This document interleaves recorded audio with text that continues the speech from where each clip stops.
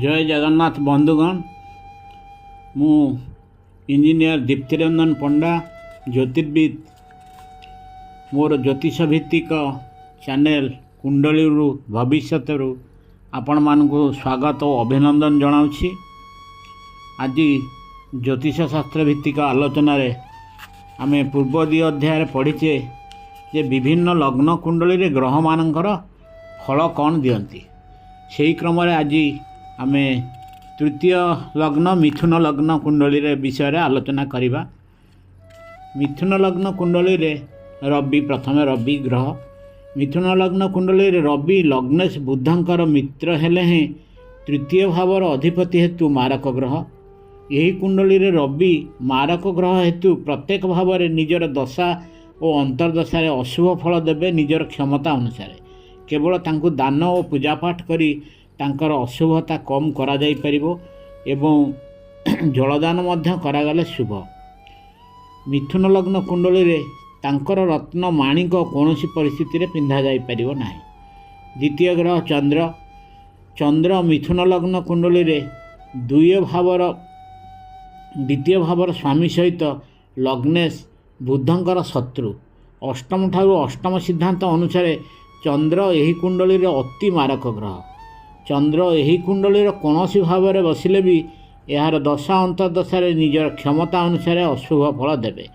चंद्रकर रत्न मोती यही लग्न कुंडलीधारी व्यक्ति धारण करने अनुचित। चंद्र को दान वा पूजापाठ करी तांकर अशुभता कम करा जाई परिबो।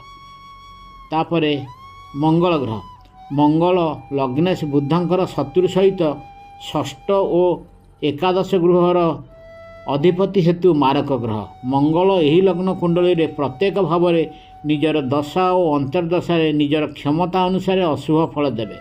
किंतु षष्ठ अष्टम और द्वादश भाव में जदि मंगल थांती और विपरीत राजयोग सृष्टि हुए एवं लग्नेश बुध बली थांती तेबे शुभ फल देवे।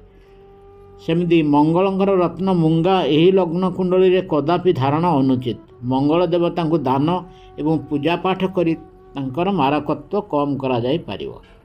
चतुर्थ आसिला बुध मिथुन लग्न कुंडली रे बुध लग्नेश सहित चतुर्थ गृहर अधिपति हेतु जोगकारक ग्रह। प्रथम द्वितीय चतुर्थ पंचम सप्तम नवम एवं एकादश भाव में बुध तांकर दशा अंतर्दशा निजर क्षमता अनुसार शुभ फल दियंती। किंतु तृतीय षष्ठ अष्टम दशम हेले से नीचस्थ एवं द्वादश भाव में बुध उदय अवस्था थिले अशुभ फल देवे। तांकर दान और पूजापाठ करी तांकर अशुभता दूर करा जाई परिबो। एही लग्न कुंडली रे जदि बुध कौनसी भाव में अस्त अवस्था किंबा दुर्बल स्थिति रे थांती तेबे तांकर रत्न पान्ना धारण कले तांकर बल वृद्धि घटे। तापर आसिला ग्रहराज बृहस्पति बृहस्पति मिथुन लग्न कुंडली रे सप्तम और दशम भावर अधिपति थिबारु सी हेले गोटे जोगकारक ग्रह। सी निजर स्थिति अनुसार यही कुंडली रे भल व मंद फल दियंती। तृतीय षष्ठ अष्टम और द्वादश गृह रे बृहस्पति को केंद्र अधिपति गृह रे बृहस्पति दूषित हो जाती। निजर दशा और अंतर्दशा निजर क्षमता अनुसार खराब फल दियंती। तांकर अशुभता तांको दान वा पूजापाठ करी कमा जाई परिबो।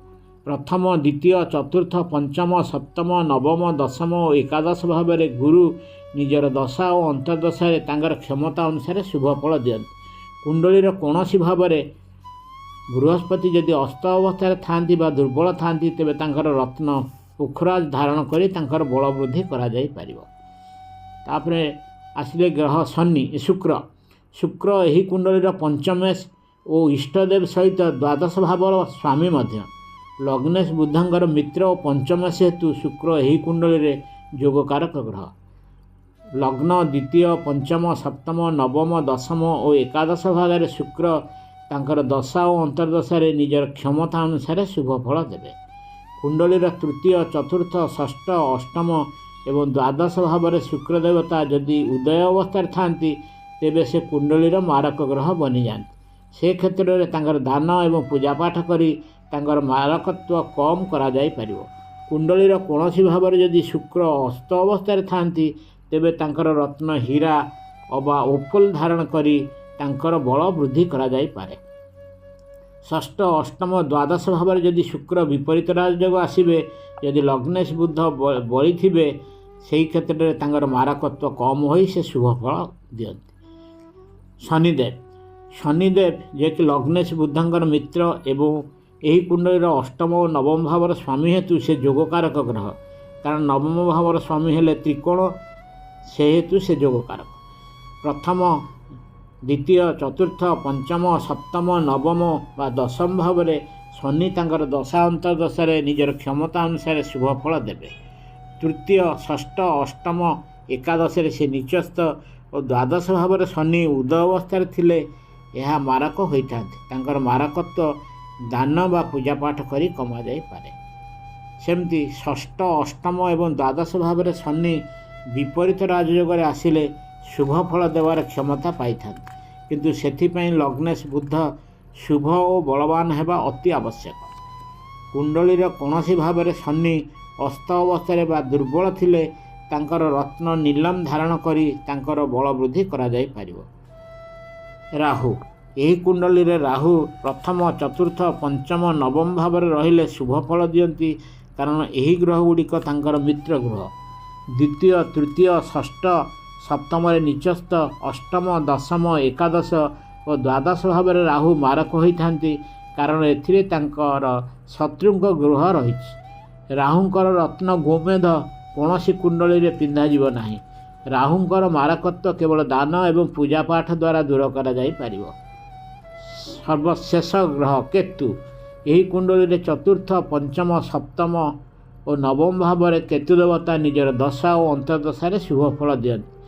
ଲଗ୍ନରେ ହେଲେ ସେ ନିଚସ୍ଥ, ଦ୍ୱିତୀୟ, ତୃତୀୟ, ଷଷ୍ଠ, ଅଷ୍ଟମ, ଦଶମ, ଏକାଦଶ ଏବଂ ଦ୍ୱାଦଶ ଭାବରେ କେତୁ ମାରକ ହୋଇଥାନ୍ତି।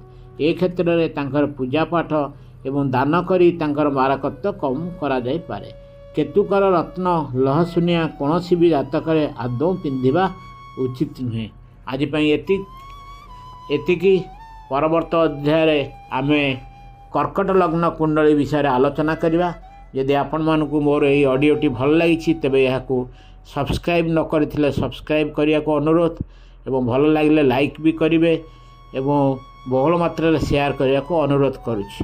ଜୟ ଜଗନ୍ନାଥ।